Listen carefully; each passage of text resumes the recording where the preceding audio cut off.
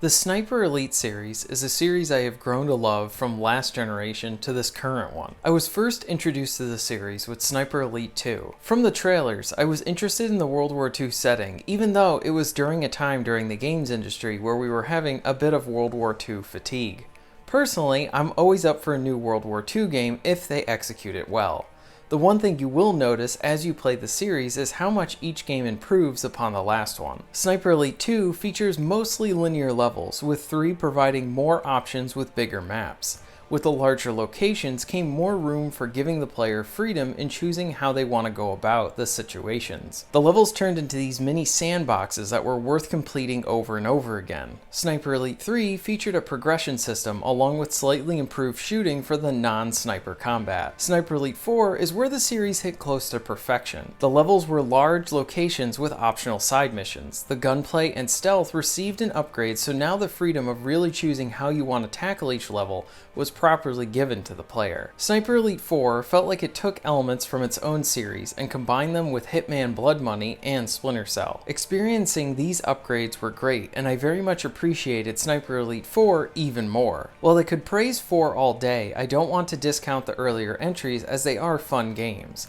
The series has continued to grow with each entry, and I cannot ask for anything better from a developer. Their continued improvement keeps me coming back as I want to see how they enhance each entry. With this review, we're going to look at one of their earlier entries. While Sniper Elite 2 does not feature many of the upgrades of the later entries, it does provide an experience worth playing. Ladies and gentlemen, I present to you my review for Sniper Elite 2.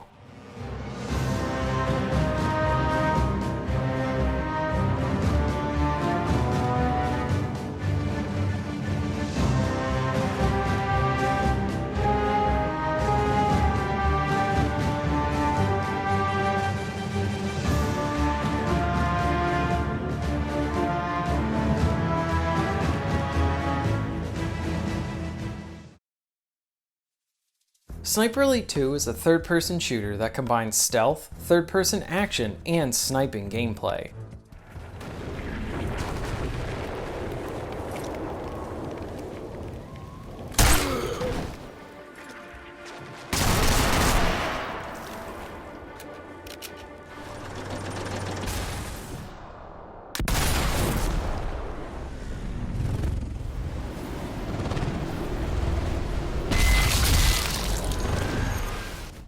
Let's first focus on the game's main attraction, the sniping. The game provides you with a few different rifles to choose from.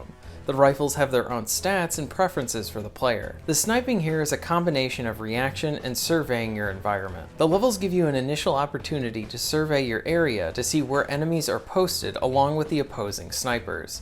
You can use your binoculars to highlight these enemies. You can also ignore some of this initial prep work and just get to the shooting. The game asks you to consider distance and bullet drop when shooting at enemies, so you will need to adjust your aim to appropriately hit long distance targets. To assist with this is the use of holding your breath that causes the game to go into slow-mo. While in this mode, you will get a red dot that will highlight where your bullet will actually go. While you can hold your breath for a bit, you won't be able to hold it forever and you'll need to wait just a little bit to be able to use it again. If you were just running to a location and try to hold your breath to assist your sniping, you'll notice how you won't be able to do that because your character is going to be a bit winded from all the running, so you'll need to wait and recover from this. But if you enter an area while crouched or prone, then he won't be winded and you'll be able to use more of your breath for the slow-mo. This all factors into how you will approach situations, and how the sniping takes some planning and consideration to successfully pull off. What really does make the sniping exhilarating is the X-ray camera.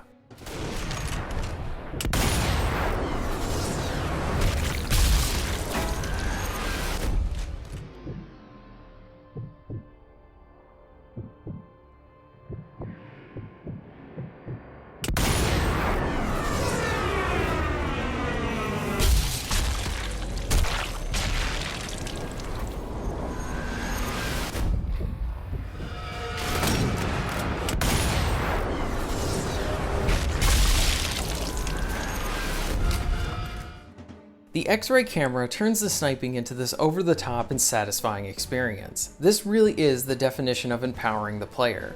Every time you get a successful sniper shot, you feel like you have been doing this your whole life. The extreme violence provides you with satisfying impact from your shots. You may see body organs burst, bones break, or very large bullet holes. It's disgusting and continually fun to do. While the game does provide other means to tackle the levels and situations, nothing really beats shooting a rifle in this game. You can use a variety of different machine guns to dispatch foes that get too close to you. The gunplay here is not the strongest in the series. The guns are very inaccurate, and I would suggest using burst fire rather than going full auto on enemies. Part of this is because of how the guns operate. It seems like you can barely hit anything if you go full auto, unless the enemy is right in front of you. Along with that, the cursor for the aiming seems off. This paired with the odd recoil prevents the shooting from truly being enjoyable. The third-person shooting is probably the weakest in the series, with it only improving with each entry. The shooting here is more functional than really being good.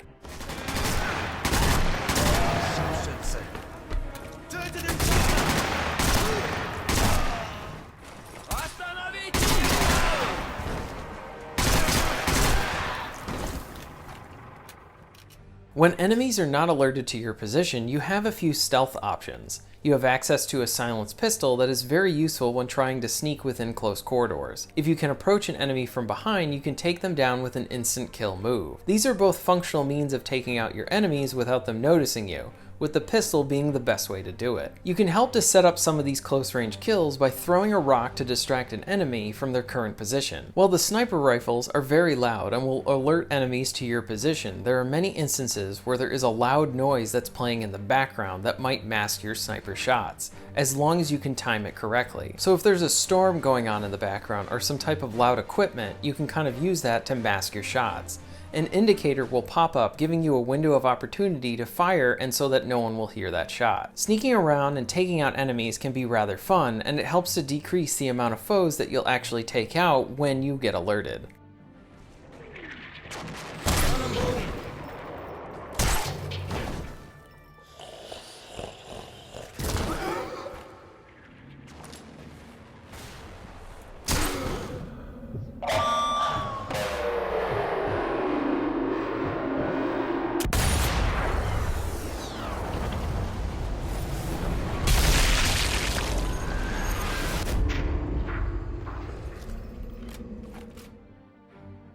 The levels within Sniper Elite 2 are mostly linear, with some providing some options in how you tackle them. There might be an alternate path or a tower that you can take advantage of.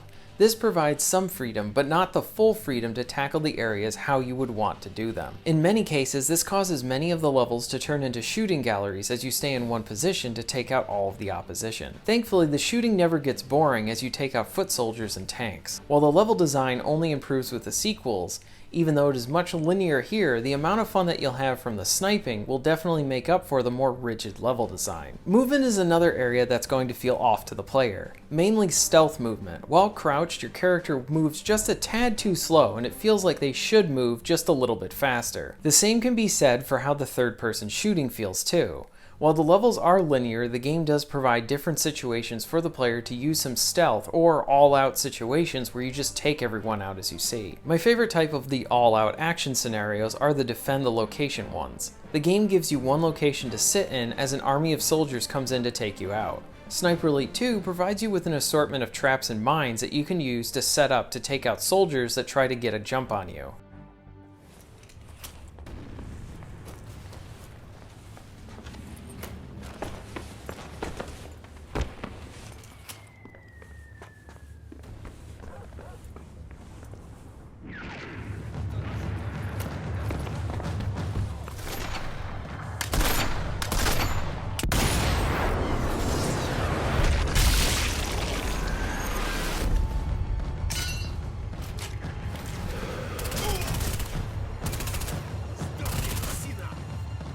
Ищите лучше!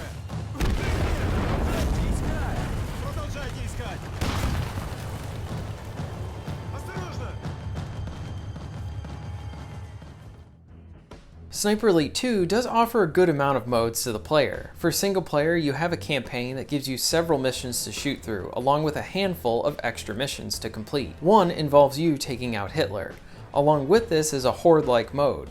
which gives you a decently large area and asks you to take out waves of enemies. This can be good for some quick fun. The replay value for you is going to vary depending on how much you enjoy the sniping. For some, the game might become repetitive pretty quickly, but for someone like me, I really couldn't get enough of it. The other welcome addition to the game is online co-op. Co-op provides more modes and lets you play the entire campaign with a friend. The most interesting aspect of co-op is the use of co-op specific Overwatch missions. One player will be in the role of the sniper and the other will be on the ground completing objectives, and they don't have access to a sniper rifle, but they will have access to machine guns and other equipment. This mode will require teamwork and communication. I love the idea of providing a mode where each player is in a specific role. You can also do the horde mode in co-op and a bombing run type mode. I do want to make note that there is multiplayer available, but I also was not able to play it for review. I did try to get into some multiplayer matches, but there wasn't really anyone playing it for the review period. I have played Sniper Elite multiplayer before, and while I don't consider it to be a main attraction for the game, it does provide some good fun. The campaign does feature a story, but it's more so there to connect the missions together rather than telling you a story that you're gonna remember. It isn't that the story is bad, it's just more bare bones and lacking any sort of depth or exploration with the time period. What I did very much enjoy about the narrative is the main voice actor. The main voice actor is the same voice actor for Sergeant Cortez of the Timesplitters series, and I have a huge soft spot for anything Timesplitters. He narrates the introduction of each of the missions, and I liked his gruff delivery. The V-2 rocket, a huge leap forward in the history of military technology. It was a weapon system to herald a new form of warfare. Inhuman. Faster than the speed of sound, it struck without warning. The Nazis launched over 3,000 rockets in a desperate attempt to reverse history. Sniper Elite 2 is a very fun game, and it was one I was happy to return back to. It was great to see how far the series has improved by going back to an older game while also appreciating what they initially got right. The sniping here is very empowering, and for me, never got old. While I did wish that the levels and other mechanics allowed for more freedom, the core sniping is very good. While I like the recent remaster in that it includes all the DLC, makes the game look a bit better, and allows for new players to be able to play this game, I do wish that Rebellion did a bit more with the remaster. I do think it was a bit of a missed opportunity to not refine the shooting and movement like how they had it in Sniper Elite 4. For new fans that have never played Sniper Elite 2, I would highly recommend you check this one out, especially if you're looking for a new co-op game. For returning players, I would recommend you wait for a sale. Either way, it's a fun experience.